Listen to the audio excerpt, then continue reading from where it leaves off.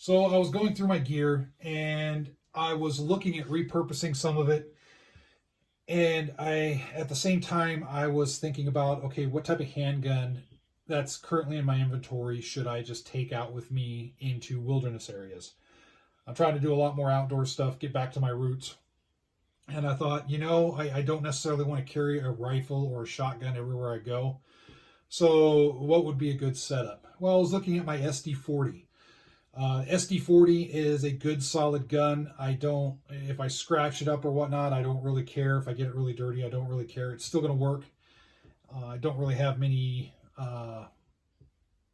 issues with the design. I mean, the trigger's a little stiff, but that's perfectly fine. But I was looking at that handgun and I realized, I said, hey, I have an old Safariland holster for Smith & Wesson M&P 40. The M&P 9 and the M&P 40. And it's an old retired one. It's just one I had and sitting in a bag I don't use anymore. I haven't used it in so long. It's just dusty and grimy and whatnot. And I thought, So I pulled it out and I thought, I wonder if my SD40 will even fit the thing. And as you can see, it did. At first, the slide was knocked out of battery just a little bit. But what I did is I just adjusted the inside retention just a little bit. And if you guys know about Safarilands, up through here, there's a little area you can adjust the retention of the gun. And it'll change, loosen or tighten how the gun is in your holster. So I did that, and there you go. It works just fine. Again, this is a SD40.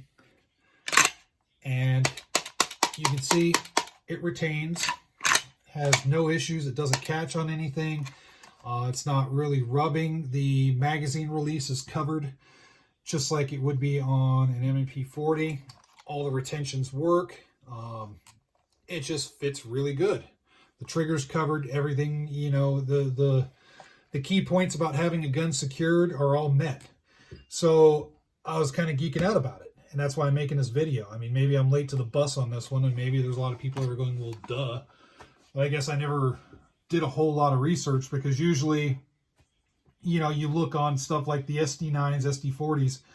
When you look at holsters, there's like a plethora of Kydex holsters out there. But I haven't seen as many retention level holsters. And I like the retention stuff. I like this stuff. That's my preference.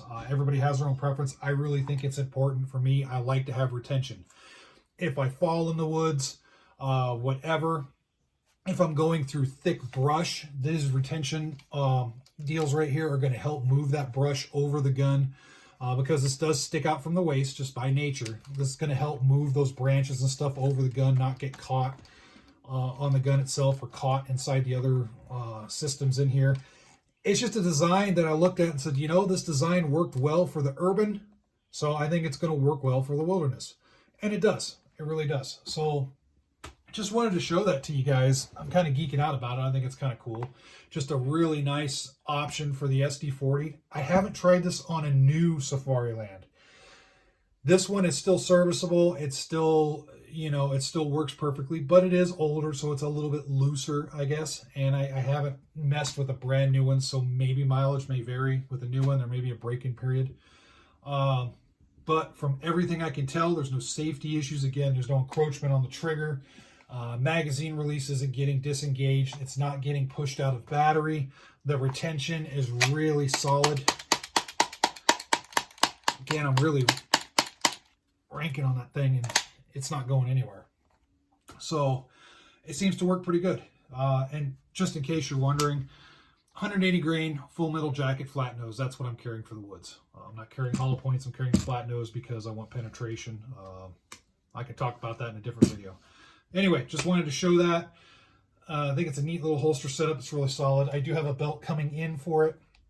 I'm going to throw it on a dedicated gun belt, so that way I don't have to worry about looping it through anything. I can just throw it on, click it in place, and go.